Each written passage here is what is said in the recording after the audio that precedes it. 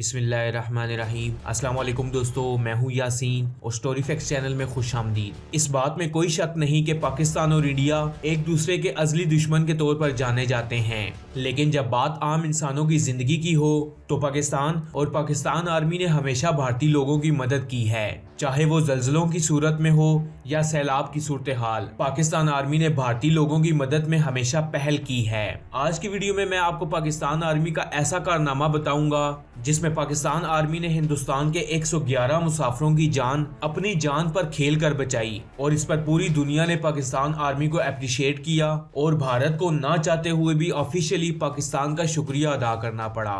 दोस्तों 1978 में दाल खालसा नामी एक तंजीम का आगाज हुआ जिसका मकसद इंडिया के नॉर्थ में मौजूद सिख इलाकों को एक इलाहिदा रियासत के तौर पर कायम करना था, जिसका नाम खालिस्तान रखा जाना था। दाल खालसा के लीडर का नाम जर्नैल सिंह था। इस तंजीम ने पहले तो बिल्कुल पुरअमन तरीके से एहतजाज और कॉन्फ्रेंस के जरिए मुतालबात इंडिया की हुकूमत के सामने रखे, जिनमें सबसे पहला मुतालबा अमृतसर को होली सिटी यानी सिखों का एक मुकद्दस मुकाम डिक्लेयर किया जाए। लेकिन भारतीय हुकूमत ने इन मुतालबात को इग्नोर कर दिया और कोई भी रिस्पॉन्स न दिया, जिसके बाद पूरे पंजाब में सिखों ने एहतजाज किया। इसके बाद अगस्त 1980 में पहली बार भारत में दाल खालसा तंजीम की जानिब से खालिस्तान का झंडा लहरा दिया गया। उसके बाद इस तंजीम ने जोर पकड़ना शुरू कर दिया और देखते ही देखते खालिस्तान का नाम पूरे भारत के ऐवानों में गूंजना शुरू हो गया और भारत के हर शहर में खालिस्तान का झंडा लहराया जाने लगा। 9 सितंबर 1981 को पंजाब के कैसरी नामी अखबार के एक एडिटर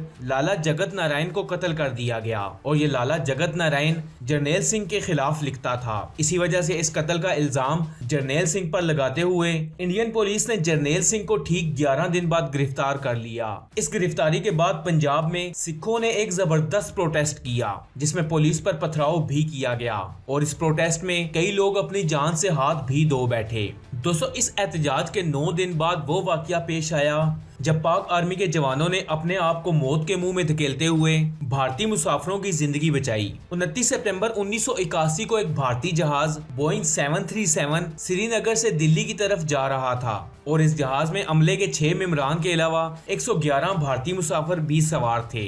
इस जहाज में दाल खालसा के 5 हाईजैकर्स मुसाफिरों के रूप में मौजूद थे जो खंजरों से लेस थे। इन लोगों ने जहाज को परवाज के कुछ ही देर बाद हाईजैक कर लिया और पायलट्स को जहाज लाहौर उतारने पर मजबूर करने लगे। जहाज लाहौर में लैंड करवाने के बाद इन हाईजैकर्स ने 45 मुसाफिरों के अलावा बाकी तमाम मुसाफिरों को रिहा कर दिया। इसके बाद इन हाईजैकर्स ने पाकिस्तान में मौजूद भारतीय हाई कमीशन के सामने अपने मुतालबात रखे, जिनमें सबसे पहला मुतालबा उनके लीडर जर्नैल सिंह की रिहाई शामिल थी और उन 45 मुसाफिरों का तावान $5 लाख रखा गया। जहाज में मौजूद 45 मुसाफिर और अमले के लोगों की जान शदीद खतरे में थी, लेकिन हुकूमत पाकिस्तान और पाक आर्मी ने इन मुसाफिरों की बाहिफाजत जान बचाने की हिकमत अमली बनाना शुरू कर दी। बिलाशुबा ये बहुत ही हसास मामला था, जरा सी गलती इन मुसाफिरों की जान भी ले सकती थी।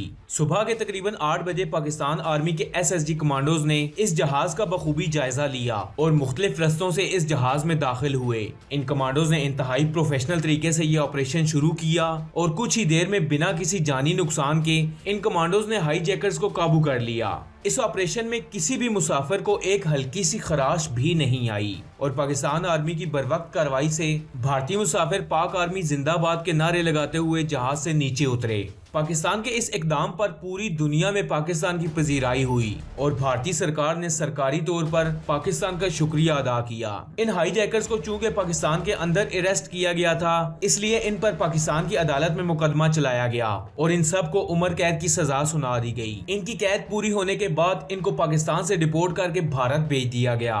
भारत पहुंचने के बाद भारत सरकार ने भी इन पर मुकदमा चलाया और इन्हें मुख्तलिफ सजाएं सुनाई गई। रिपोर्ट्स के मुताबिक इन हाईजैकर्स में से 3 ने अपनी सजाएं पूरी कर ली और आज भी भारत में आजाद जिंदगी गुजार रहे हैं। दोस्तों पाकिस्तान की तारीख का एक ऐसा वाकया है जिसमें पाक आर्मी ने अपनी जान पर खेल कर दुश्मन मुल्क के मासूम लोगों की जान बचाई और दुश्मन को पाकिस्तान की तारीफ करने पर मजबूर कर दिया। पाकिस्तान एक पुरअमन मुल्क है और अमन के लिए पिछले 70 सालों में भारत से हर तरह का कंप्रोमाइज भी किया, लेकिन इसके बरक्स भारत ने इन एहसानों का पास न रखा और बुज़दिलाना कार्रवाइयां करता रहा। पाक आर्मी ने हर मौके पर भारत की जारियत का मुंह तोड़ जवाब दिया और इसके बाद भी अमन के लिए हाथ आगे बढ़ाया और इस पर पूरी दुनिया पाकिस्तान की तारीफ करने पर मजबूर है। दोस्तों आपको ये वीडियो कैसी लगी कमेंट्स बॉक्स में अपनी कीमती राय से जरूर आगाह कीजिएगा।